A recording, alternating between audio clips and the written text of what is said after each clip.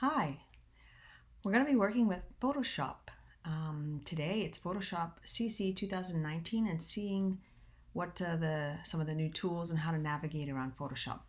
So when we open up Photoshop Creative Cloud and we create new, you'll see this dialog window open up.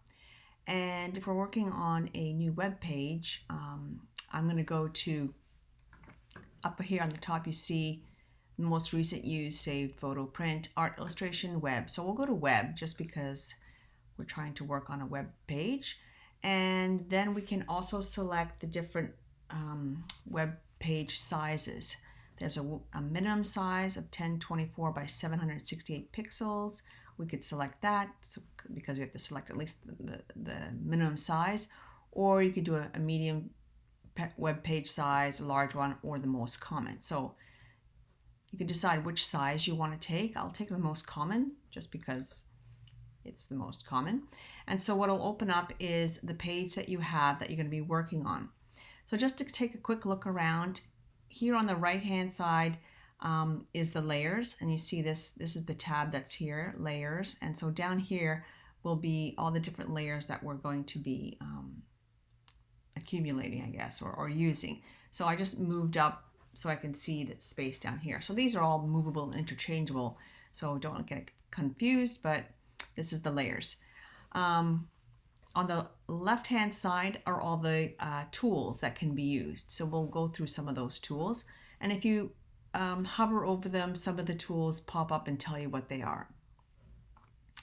If we want to take a look at our page that we're working on, and if it's too small or if it's too big, we can adjust the size by zooming in and out.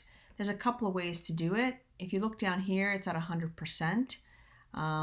So say I want it to like 110% maybe, it'll get bigger. Say I want it at 200% to zoom in, it's even bigger.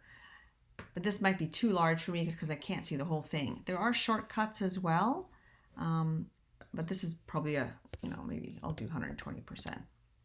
This seems easy and straightforward. There is a shortcut where you use the Control plus and minus, and that's a faster way to do it, but we don't need to do it. I think I want to go back to maybe 130%. That way I can see everything.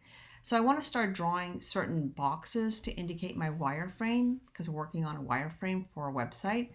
And so what I'm going to be using is this down here, which is the rectangle tool. Oops, sorry, I keep moving my mouse. And so I'm going to use that, and then say I want to draw a header. This is my header size here. It's going to be like that. So I just clicked and drew it. Now it's here in black and I don't want it in black. So I'll just click here. So there's this dialog box that pops up, which is exactly the same as this one up here.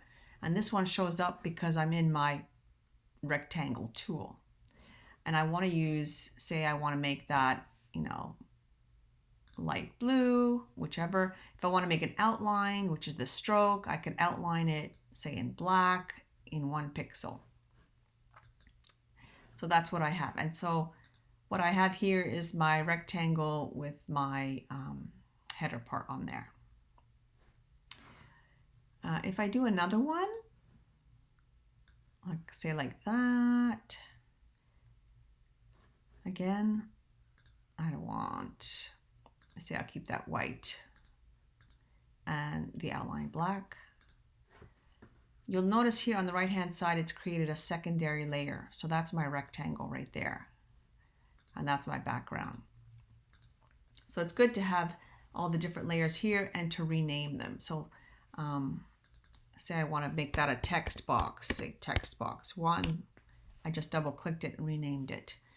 I wanted to show you how to make, if you're placing images, to have an image placeholder.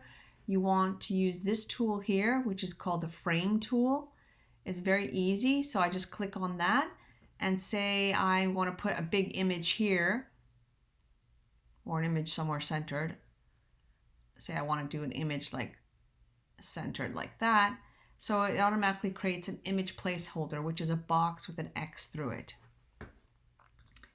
So I'm just going to put my, I don't know, image 1, whatever that might be. My text box, I find it a little too small, so I want to enlarge that. So I could put the move tool up here, click on it. Oh, no, actually I gotta click on the rectangle tool. That's a color picker. Oh, it's the transform tool. Transform is Control T, and that highlights it, and then I can stretch it out however I want, like that. If I am going to have text, there is another way to do a text box. There is T here for text. Say I wanted to put some text here. I can just click and drag my cursor, and that'll make a text box, and it will even add in the lorem ipsum dummy text for me, indicating that that's a text. If that text is a little too large, I double click back on the text box, and I can change my text, because right now here at 36 pixels, I can put it down, I don't know, say 12 pixels. And then add in, you know, what I want it. Justified, fully justified, left justified. And I can just adjust what I want of the type of text. All right, that's pretty much it for adding placeholders for images, making rectangles, and adding text boxes.